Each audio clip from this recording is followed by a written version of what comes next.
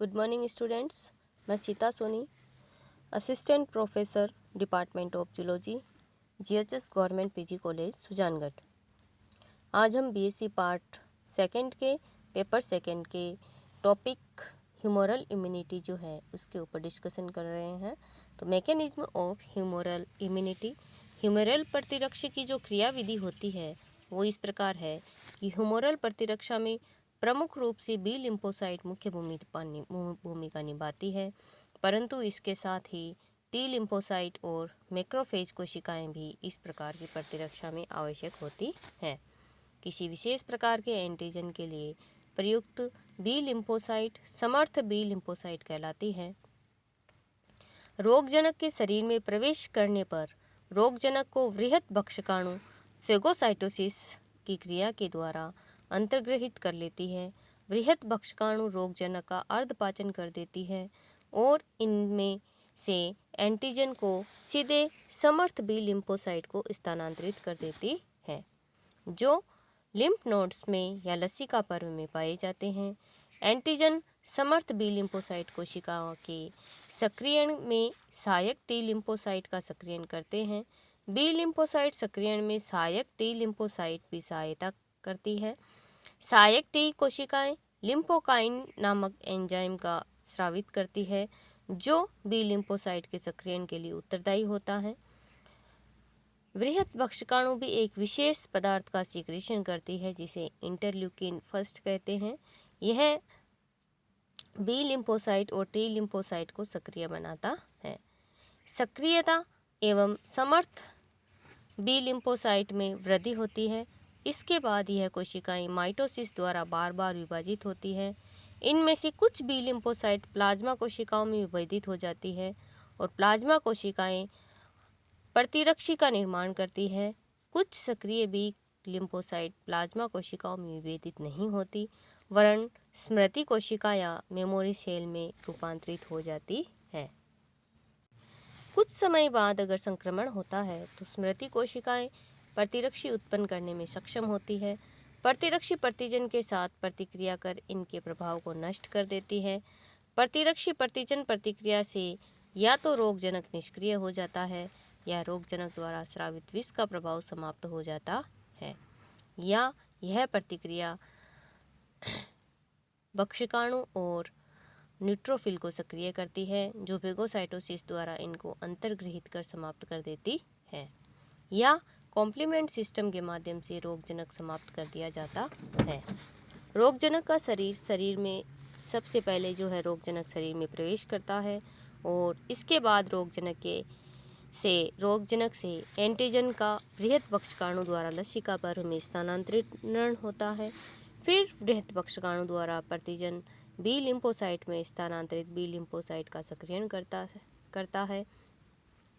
इसके बाद सहायक टी लिम्फोसाइट द्वारा बी लिम्फोसाइट का सक्रियण में सहयोग किया जाता है और सक्रिय बी लिम्फोसाइट माइटोसिस द्वारा बार बार विभाजित होती है।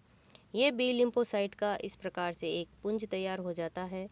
इनमें से कुछ बी लिम्फोसाइट प्लाज्मा कोशिकाओं में विभाजित हो जाती है और कुछ बी लिम्फोसाइट जो है वो स्मृति कोशिकाओं के रूप में शेष रह जाती है।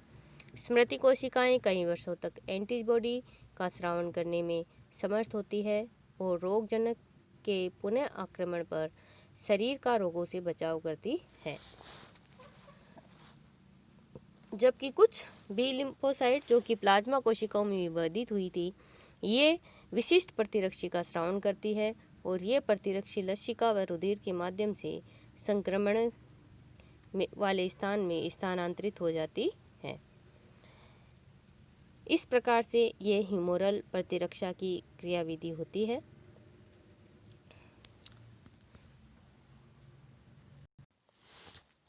नेक्स्ट जो टॉपिक है आपकी वो है एड्स, एक्वायर्ड इम्यूनोडेफिशिएंसी सिंड्रोम।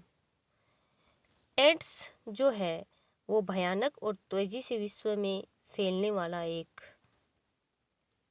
ऐसा रोग है जिसका पूरा नाम है एक्वायर्ड इम्यूनोडेफिशिएंसी सिंड्रोम, और ये HIV विषाणु के द्वारा फैलता। इसे इस सदी का भयंकर रोग माना जाता है। आज के आधुनिक युग में इसका अब कोई भी उपचार संभव नहीं है। अभी तक किए गए अनुसंधानों के आधार पर यही कहा जा सकता है कि बचाव ही इसका उपचार है। एड्स की खोज जो है वो अमेरिका में जून 1981 में की गई थी, जब कैलिफोर्निया के कुछ डॉक्टर 5 समलैंगिक प्रवृत्ति के मनुष्यों की जांच कर रहे थे और उन्होंने एक बहुत ही कम पाया जाने वाला न्यूमोनिया की खोज की। इस प्रकार उन्होंने बताया कि यह प्रोटोजोवन न्यूमोसिस्टम कोरिनियाई के द्वारा होता है। उस समय यह माना गया था ये एक प्रकार का कैंसर है जो कि केवल समलैंगिक स्वभाव वालों में ही पाया जाता है, लेकिन अब ये ज्ञात किया जा चुका है कि यह रोग विषाणु HIV के द्वारा होता है। फ्रांस और अमेरिका के वैज्ञानिकों ने बताया कि एड्स को उत्पन्न करने वाला विषाणु जो है वो ल्यूकेमिया उत्पन्न करने वाले विषाणु से भिन्न होता है। रॉबर्ट गेलो ने 1984 में राष्ट्रीय स्वास्थ्य संस्था अमेरिका में एड्स रोग से पीड़ित रोगी से रिट्रोवायरस को पृथक किया। वह उसका नाम मानव टी कोशिका लिम्फोट्रोपिक विषाणु HILV third human T cell lymphotropic virus third रखा। एड्स रोग जो है HIV या ह्यूमन इम्यूनोडेफिशिएंसी वायरस के द्वारा होता है। इस रोग में मनुष्य में एंटीबॉडी की क्षमता धीरे धीरे समाप्त होती जाती है। रिट्रोवायरस में आनुवंशिक पदार्थ RNA तथा ट्रांसक्रिप्टेज एंजाइम पाया जाता है। ये 3 प्रकार के होते हैं: स्पूमा वायरस, ओन्कोवायरस और लेंटी वायरस। एड्स जो है स्वयं कोई रोग नहीं है, बल्कि न ही इसके रोग संबंधी लक्षण होते हैं, बल्कि इसमें विषाणु के कारण शरीर की रोग प्रतिरोधक प्राकृतिक जो क्षमता असंक्राम्यता प्रणाली है वो नष्ट हो जाती है, जिसके परिणाम स्वरूप शरीर संक्रमणकारी रोगों से बचाव करने योग्य नहीं रह जाता है। हमारे देश में एड्स नियंत्रण पर कार्यकारी संस्था राष्ट्रीय एड्स नियंत्रण संगठन के एक अनुमान के अनुसार लगभग 10,50,000 लोग HIV से ग्रस्त हैं और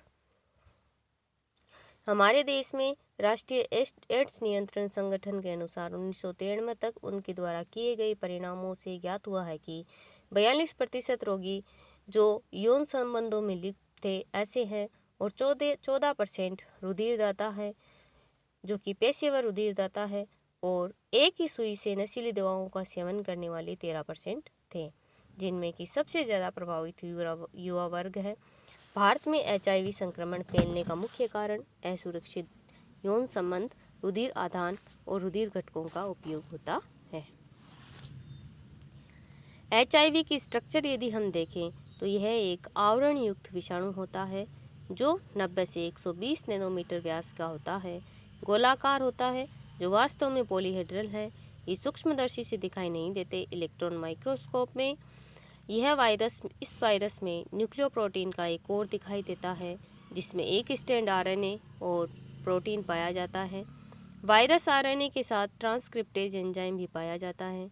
कोर एक प्रोटीन खोल कैप्सिड से ढका होता है या घिरा होता है। यह खोल कई छोटी छोटी इकाइयों का बना है जिसे कैप्सोमियर्स कहते हैं। कोर और कैप्सिड दोनों मिलकर न्यूक्लियोकैप्सिड का निर्माण करते हैं या कोर और कैप्सिड जो है इन दोनों को सम्मिलित रूप से कैप्सिड कहते हैं। HIV के कैप्सिड के बाहर भी एक आवरण पाया जाता है जो कि लिपिड और प्रोटीन का बना होता है।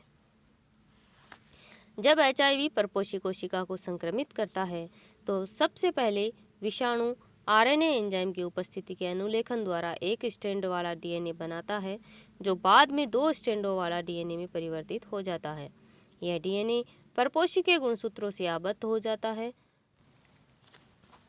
Genetic structure of HIV। तो HIV विषाणु में 9 जीन ज्ञात किए गए हैं। HIV में एक स्ट्रैंड में RNA का पाया जाता है। सिंगल स्ट्रैंडेड RNA पाया जाता है। ये जीन निम्न है इसमें GAG, यह जीन विषाणु की कोर और कवच का निर्धारण करता है।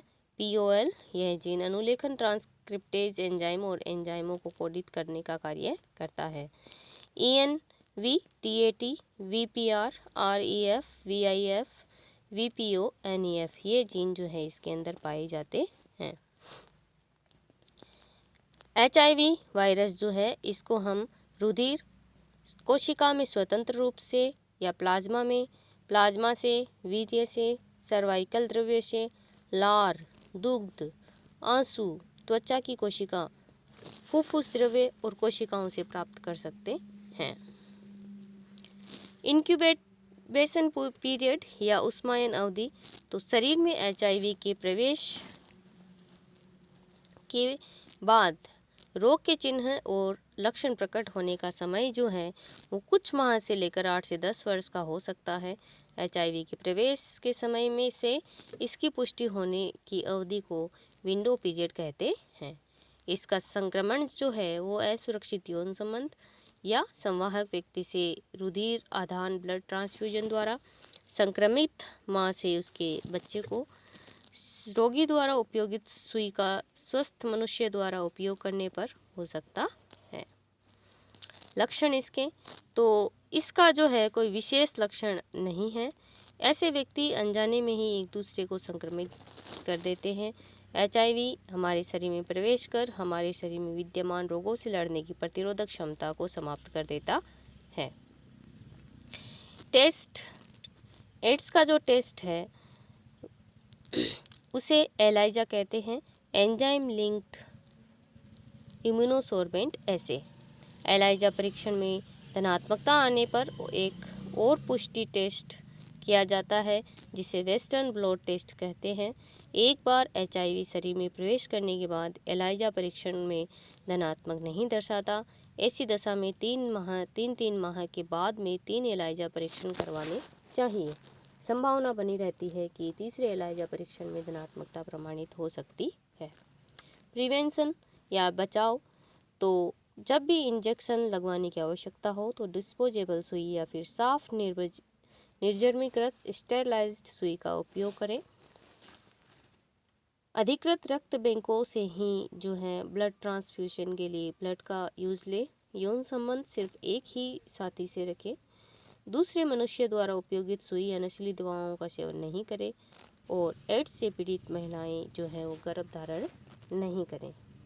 इस प्रकार से जो है ये एड्स के बारे में कुछ विशेष जानकारी। Okay students, thank you, have a good day.